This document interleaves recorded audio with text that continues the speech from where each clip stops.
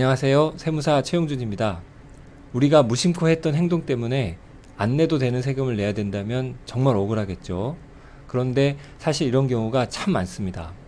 특히 잘못된 오해나 행동들 때문에 상속세 폭탄을 스스로 자초하는 경우도 많은데요. 이번 시간에는 어떤 경우에 그런 일이 생기는지, 그리고 어떻게 해야 세금을 줄일 수 있는지도 함께 살펴보겠습니다. 먼저 우리나라 상속세와 증여세 부담은 어느 정도 될까요? 우리나라 상속증여세율은 10%부터 최고 50%까지의 세율을 쓰고 있는데요. 표를 보시면 안타깝게도 우리나라는 OECD 국가 중에서도 가장 높은 편에 속한다고 합니다. 다른 나라에 비해서 얼마나 세율이 높은지 여러분도 아실 수가 있겠죠.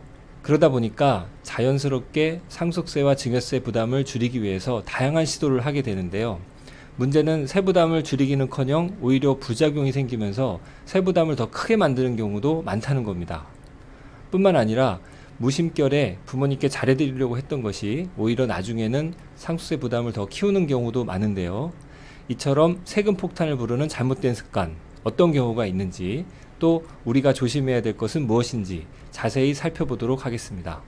상속을 앞두고 절대 하지 말아야 될 상속세 폭탄을 부르는 잘못된 습관, 가장 대표적인 것은요, 바로 부모님께 생활비 보내드리기라고 할 수 있습니다. 부모님이 아파트나 토지를 가지고 계시지만 막상 현금이 없어서 자녀들에게 생활비를 받아서 쓰시는 경우가 종종 있습니다. 이렇게 부모님이 부동산만 가지고 계실 뿐 현금이 없으시다 보니까 자녀가 오랜 기간 동안 매달 생활비를 드리거나 심지어 부모님의 대출금을 대신 갚아드리거나 이자를 대신 내드린다든가 부모님이 내셔야 될 카드 비용이나 공과금, 각종 세금 등을 자녀들이 대신 다 내드리는 경우도 많죠. 자, 이렇게 자녀들이 부모님의 생활비를 지원한 만큼 나중에 부모님 돌아가신 후에 상속세를 계산할 때 공제를 받을 수가 있을까요? 상식적으로 보면 당연히 공제를 받으실 수 있을 것 같지만 안타깝게도 부모님께 드린 용돈이나 생활비, 부모님 집 수리비, 부모님 댁에서 쓰시라고 사드린 가구나 가전제품 구입비, 또는 부모님 댁의 인테리어 비용을 비롯해서 자녀들이 부모님을 위해서 쓴 돈은 그저 일종의 부양비 또는 효도비라고 보고 상속세 계산할 때는 전혀 공제가 되지가 않습니다.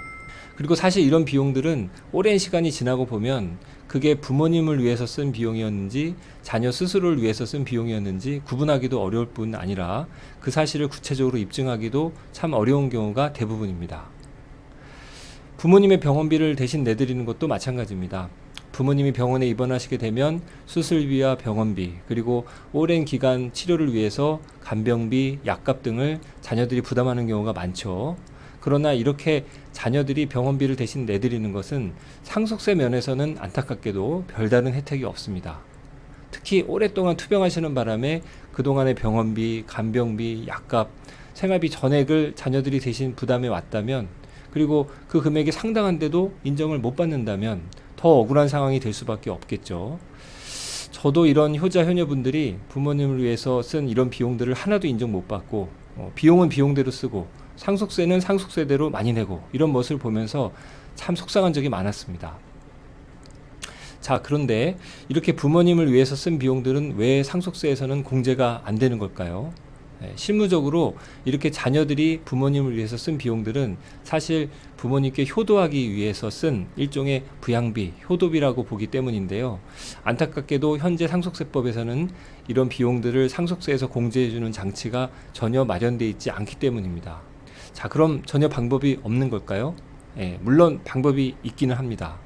이 상속세는요, 부모님이 사망하시면서 물려주신 상속재산에 대해서 내는 세금인데요. 만일 돌아가신 부모님께 채무가 있었다면 그 채무는 당연히 공제를 받을 수 있습니다. 자, 이쯤 말씀드리면 아마 눈치를 채셨을 텐데 우리는 어떻게 해야 될까요? 여러분이 부모님을 위해서 쓴 비용들이 그냥 부모님께 효도하기 위한, 부모님을 돌봐드리기 위한 부양비가 아니라 부모님께 빌려드린 돈, 즉 부모님의 채무로 만들어야 됩니다. 효도비나 부양비는 부모님을 위해서 자녀가 자녀로서 그냥 쓴 것이지 나중에 부모님 이것 꼭 다 돌려주셔야 됩니다 라고 하는 건 아니잖아요. 그러니까 국세청에서도 이런 비용을 당신이 돌려받으려고 한 게 아니라 자녀로서 부모님을 위해서 쓴 비용이니까 결국은 부모님 채무로는 인정을 못하겠다, 이렇게 나올 수밖에 없는 거죠. 자, 그럼 어떻게 해야 될까요? 예, 그렇죠. 우리는 부모님께 빌려드린 것으로 만들어 놔야 됩니다. 예, 여기까지 들으시고 야, 세상에 이 부모 자녀 간에 너무한 거 아니냐, 꼭 그렇게까지 해야 되는 거냐 이러시는 분들도 계시겠지만 제가 왜 이런 얘기를 하는지 끝까지 들어보시면 좋겠습니다.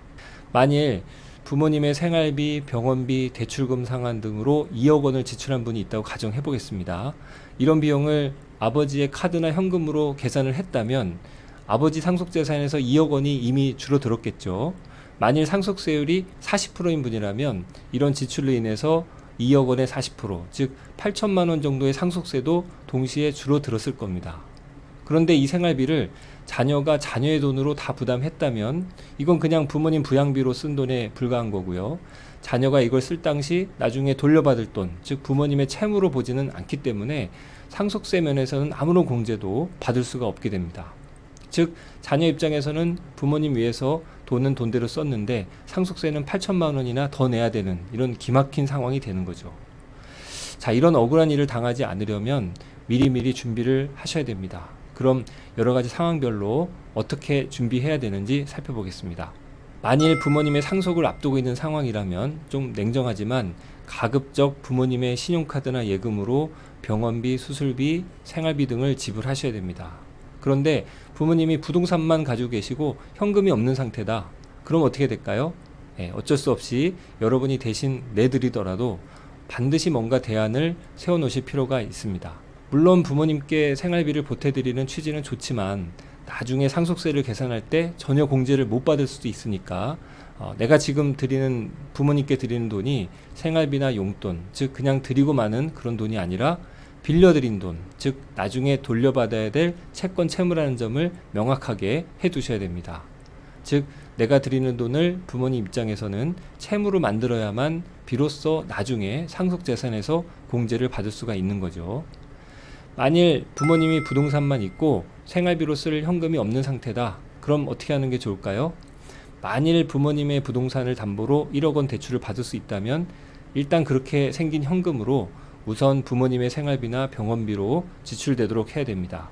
만일 그렇게 받은 대출금을 부모님이 모두 다 써버리신다면 1억 원의 부채만 남게 되고 부채는 상속재산에서 공제되니까 결국은 상속세 부담을 그래도 줄일 수가 있게 되는 거죠.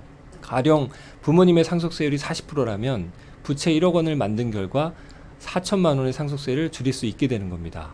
즉 자녀 입장에서만 보면 자신의 돈 1억과 상속세 4천만 원을 아낀 거다, 이렇게 볼 수가 있겠죠.